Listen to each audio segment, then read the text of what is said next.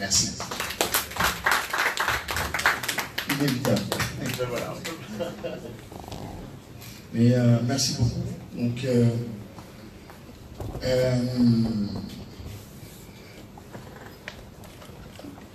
quand on parle d'innovation et de disruption, c'est un mot très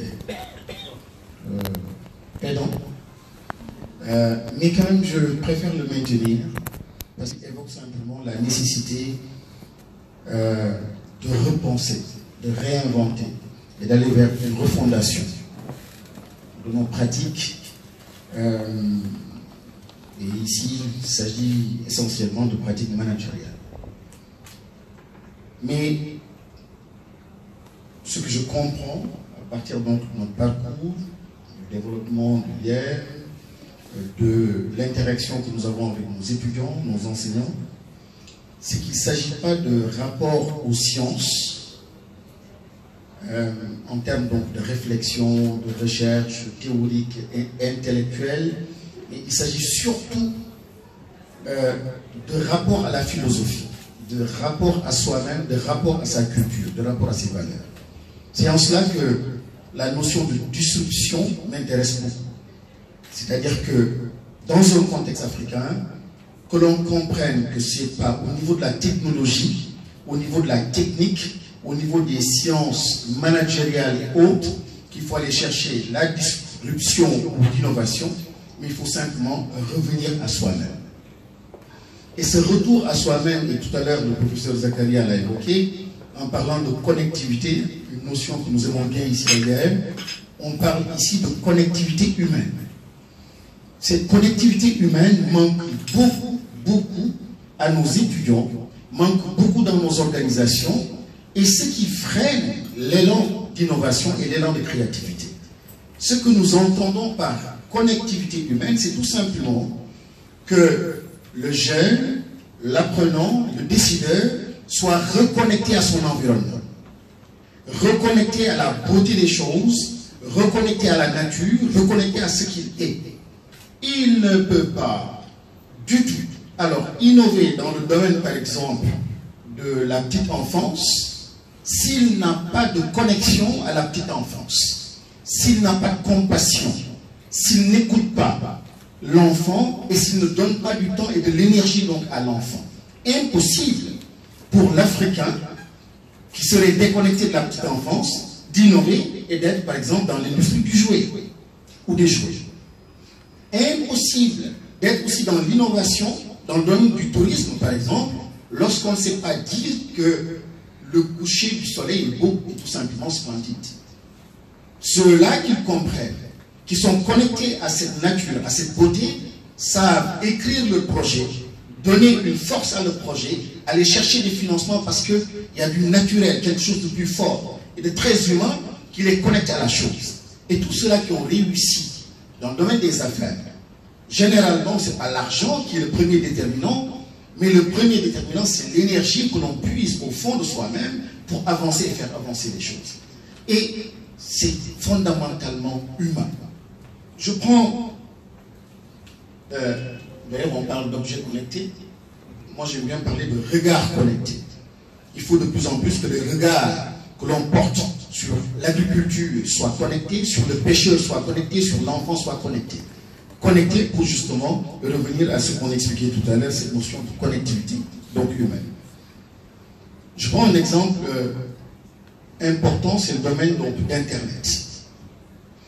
C'est pas surprenant que, excusez-moi, c'est pas une insulte aux Africains, que nous ne soyons pas à la base en fait de l'avancement de cette technologie-là Internet.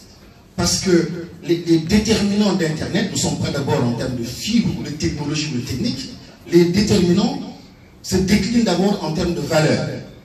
C'est le principe de la générosité, le principe du partage, le principe de la transparence, le principe de la simplicité, ainsi de suite. Tout cela donne une force à Internet.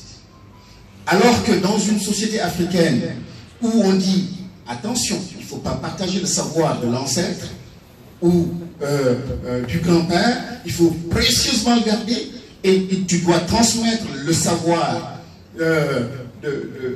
l'aîné au fils, etc., et puis de façon très secrète, où on revient justement au cycle initiatique, etc., où il faut aller en bourse et garder donc ce savoir-là. Je dis, il y a quelque chose à aller revoir, nos rapports à la science, nos rapports à l'environnement, nos rapports aussi au savoir, et qui fait que dans le domaine de l'innovation, dans le domaine de la créativité, même s'il y a une innovation, mais nous avons énormément de difficultés par rapport à la diffusion et par rapport donc à l'impact que devrait susciter donc cette innovation.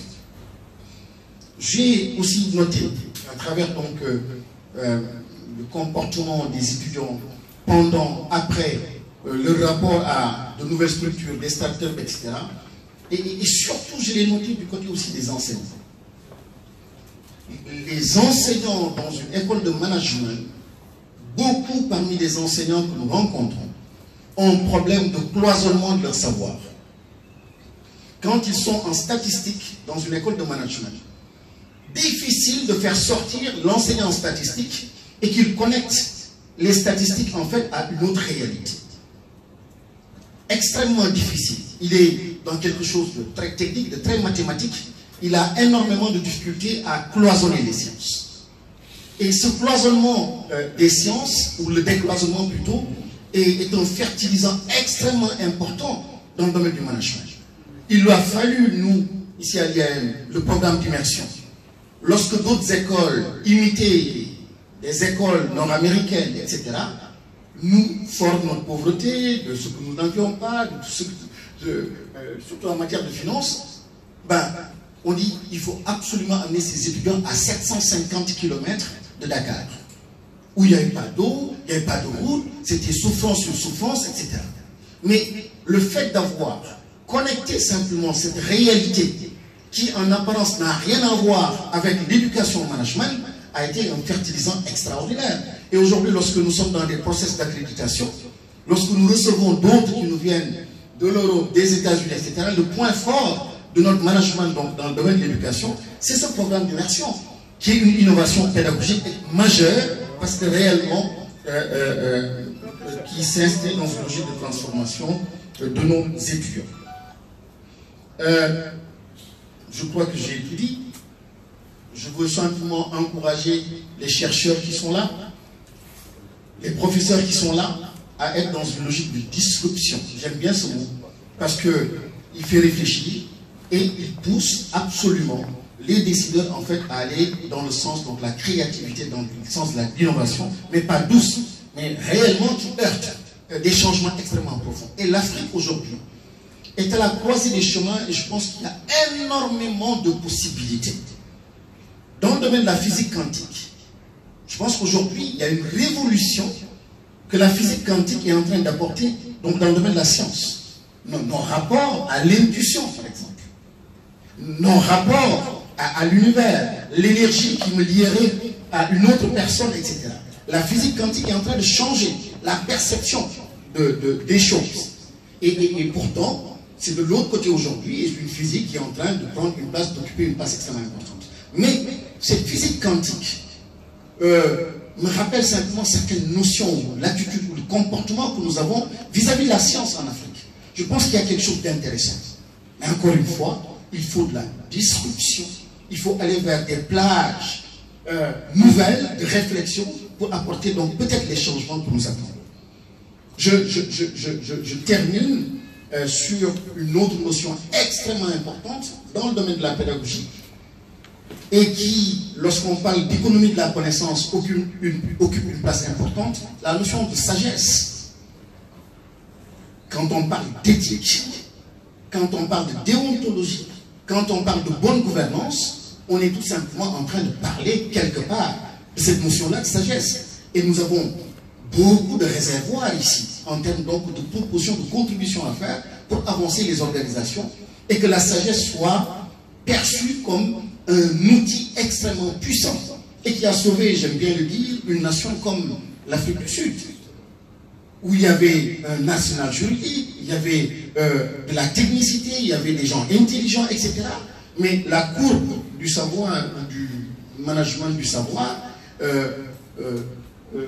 les données, l'information, les connaissances, la sagesse, et après, au-delà, on a donc la vérité. Mais ce qui est plus proche de la vérité, c'est naturellement dans cette sagesse-là. Et quand une organisation, une nation, une humanité s'approche donc de cette sagesse, il est en train de réussir quelque chose de fabuleux. Et les questions qui sont liées à l'environnement, au climat, ce que nous vivons, les problèmes de solidarité ou de manque de solidarité que nous vivons dans nos pays, etc., ben, le seul moyen de les régler, c'est par le biais de la question du sens et de la signification. Or, cette question-là du sens et de la signification, cette quête de sens, elle est présente avec acuité dans tous les débats. Et il n'y a que la sagesse qui peut peut-être aider une organisation publique ou privée donc, à résoudre ces questions ou ces problèmes. Et là aussi, il faut absolument que nos écoles innovent dans ce domaine-là.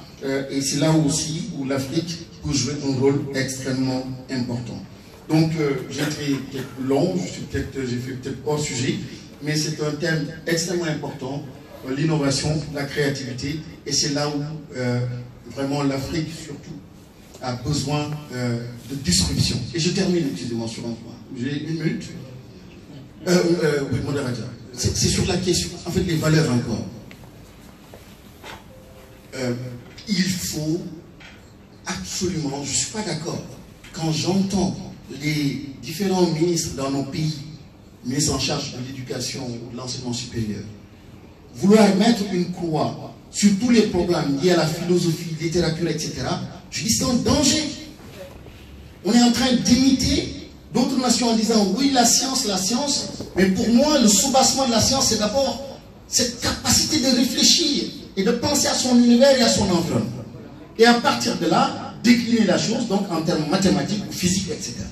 Mais le danger qui guette l'Afrique, c'est de rendre nos jeunes de plus en plus médiocres, incapables de prendre le recul qu'il faut pour penser leur personne, leur devenir et peut-être même l'humanité. Donc, des notions telles que la liberté, qui sont portées par des philosophes. La liberté, sans la liberté, point d'innovation, point de créativité. Et c'est une notion fondamentale qu'il faut absolument ramener dans les cours. Au Japon, il y a quelques années, je ne sais pas si c'est encore le cas, même ceux-là qui sont dans des disciplines telles que l'ingénierie, les 2 premières années sont obligés en fait de faire de la philosophie pour apprendre à penser, apprendre à réfléchir. Et malheureusement, nous sommes en train de vider donc la substance de nos formations en pensant qu'avec donc des matières, des disciplines plus techniques, etc., ben oui, s'il y a une adéquation, oui, peut-être qu'il y a une adéquation ponctuelle, mais il y a aussi un risque par rapport à l'éthique, par rapport au devenir de l'humanité, au devenir de nos organisations. Je vous remercie. Merci.